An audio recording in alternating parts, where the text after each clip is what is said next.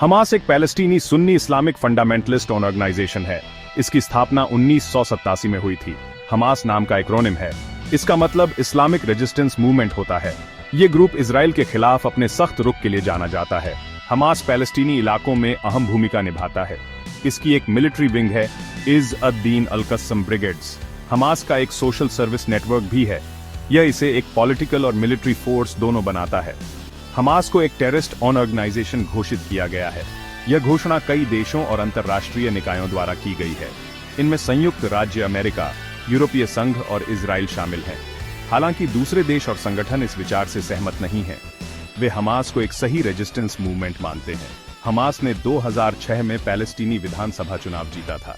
इस जीत ने पैलेस्टीनी लोगों के बीच इसके जबरदस्त समर्थन को दिखाया। इस ऑर्गेनाइजेशन का इतिहास इजराइल पैलेस्टाइन संघर्ष से जुड़ा है। हमास की गतिविधियों का इस क्षेत्र पर गहरा प्रभाव पड़ता है। मध्य पूर्व की जटिलताओं को समझने के लिए हमास को समझना बहुत जरूरी है। इस क्षेत्र में शांतिपूर्ण समाधान के लिए काम करने के लिए भी यह जरूरी है। हमास को समझने के लिए हमें इसकी जड़ों तक जाना होगा। हमास एक ऐसे समय में उभरा जब बहुत अशांति थी। पहला इंतिफादा 1987 में शुरू हुआ। यह इजरायली कब्जे के खिलाफ एक पैलेस्टीनी विद्रोह था।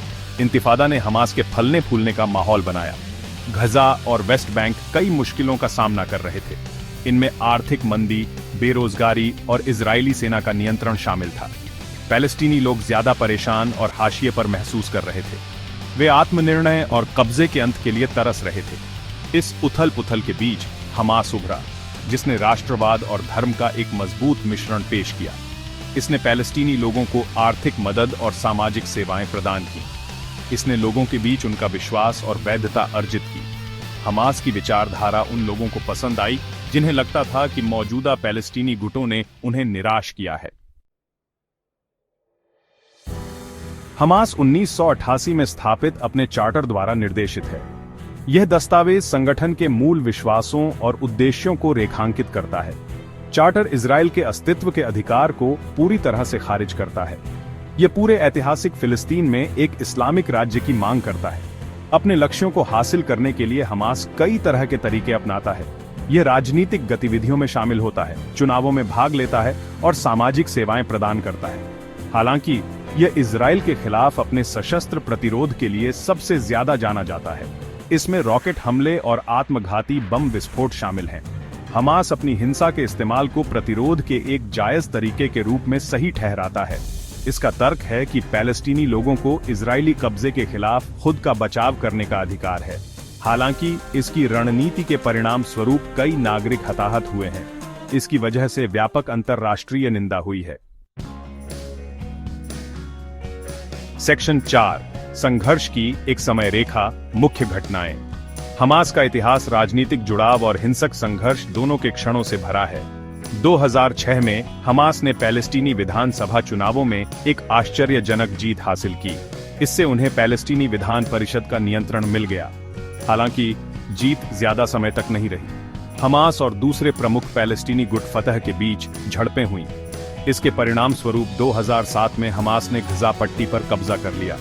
तब से पैलेस्टीनी क्षेत्र बंटे हुए हैं। हमास ने इजराइल के साथ कई युद्ध लड़े हैं।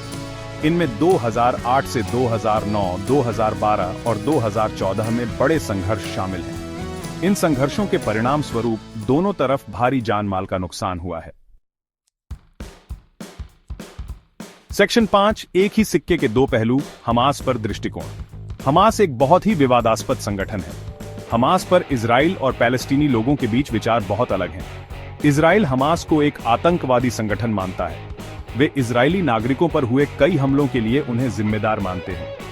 दूसरी ओर पैलेस्टीनी लोगों के मिले जुले विचार हैं। कुछ हमास को अपनी आजादी के लिए लड़ने वाला एक जायज प्रतिरोध आंदोलन मानते हैं। वे इजराइल के प्रति उनके अटल विरोध की प्रशंसा करते हैं। अन्य लोग गजा में उनकी रणनीति और सत्तावादी शासन की आलोचना करते हैं। सेक्शन 6, आगे की राह, आज हमास। हमास पैलेस्टीन राजनीति में एक शक्तिशाली ताकत बना हुआ है। वे गजा पट्टी पर शासन करना जारी रखते हैं। वेस्ट बैंक में भी इस समूह का जबरदस्त प्रभाव है। आंतरिक विभाजन और बाहरी दबाव का सामना करने के बावजूद हमास पीछे हटने का कोई संकेत नहीं दिखाता है। हमास का भविष्य अनिश्चित है। बहुत कुछ इजराइल पैलेस्टाइन संघर्ष की दिशा पर निर्भर करता है। जब तक कोई स्थायी समाधान नहीं मिल जाता, तब तक हमास इस क्षेत्र में एक प्रमुख खिलाड़ी बना रहेगा। उनकी विचारधारा और कार्य मध्य पूर्व के भविष्य को आकार देते रहेंगे।